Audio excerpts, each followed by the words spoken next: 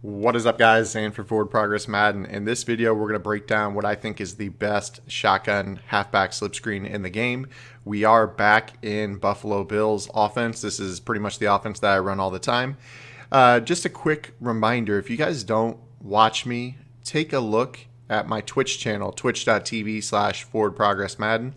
You can catch me there pretty much every weekday afternoon where I stream for several hours to just kind of provide you guys some content in a live fashion. You can see me play with adjustments, things like that, things you don't necessarily get to see on my YouTube channel.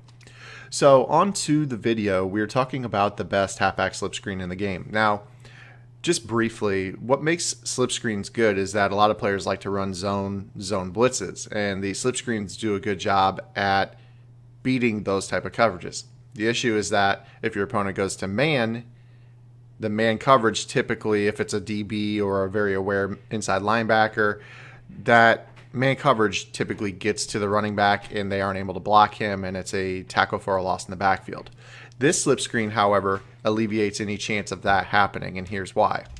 We're going to choose the slip screen out of the gun bunch strong, and first I'm going to break this down to you against random play, honestly, just that way I can give you multiple looks and show you how I like to run this. Now, most screens you would want to run to the wide side of the field. I prefer to run this slip screen to the short side of the field, and that's because I want to pay attention to the tight end's route. I want to give him all the room in the world to get open. Now, what I like to do is I like to motion this route over, and he's your primary read. If he's open on release, you're just going to throw an outside pass lead, rat catch it, and pick up your 10 yards. It's very simple. As you can see there in that previous example, the safety was responsible for covering him, and that man-to-man coverage is too far away. We're able to just throw the ball out to the sideline and pick up about 12 yards on the throw. This is great, and it's not an illegal pass. We're throwing this before the linemen are actually downfield. Any look like this where they're in base personnel is going to struggle to stop this throw. And as you can see, if you are able to get outside, that's a touchdown or, very, very big play.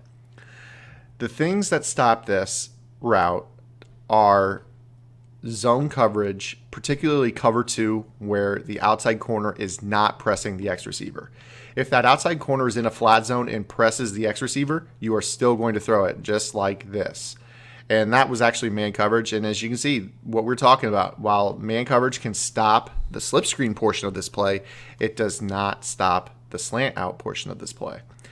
Now let's go ahead and go and show you an actual cover two, exactly what I'm talking about. We're going to call random cover two, and we're going to show you that this is honestly the best way to give this play some trouble. Now, this is a corner that's in a flat zone on the outside. If he presses, we can still throw this because he's going to be stuck in his shuck animation with the X receiver. That's what makes this such a problematic play. You can't run main coverage, and cover two doesn't stop it. The only way that you're going to get a stop is if that corner is not pressing the X receiver. So if you're facing this play, my suggestion is to move that flat to a spot where he's not going to press the X receiver. So I could show you this all day long. This is a huge play against cover two. But also keep in mind that the slip screen beats zone. So if you are able to get the pass off and your guy doesn't get stuck behind his lineman, what I like to do is set up the slip screen like so. I will throw a down and outside pass lead. And once I catch it, if I can, I will stop with my running back and allow my blocks to set up. So something like that. And then accelerate again and pick up your yardage. The reason I do that is because for the most part, on slip screens this year, there's a lot of congestion. The running back runs into his lineman. He plays too close to them, and something like that. He just gets tripped up, and you only get about 4 or 5 yards on the play. So if at all possible, you're going to want to stop, give yourself a little bit of space between you and your lineman, something like so, and then accelerate once you get those blocks set up. Now, we've really yet to show any way where that tight end slant out gets stopped. Another way that you can give it a little bit of trouble would be to go with some sort of formation where you have a cornerback and man coverage on him. So something like this. But you're also going to notice that he's still going to get good separation to the outside at times against players that don't have high speed, agility, and man coverage. So keep that in mind.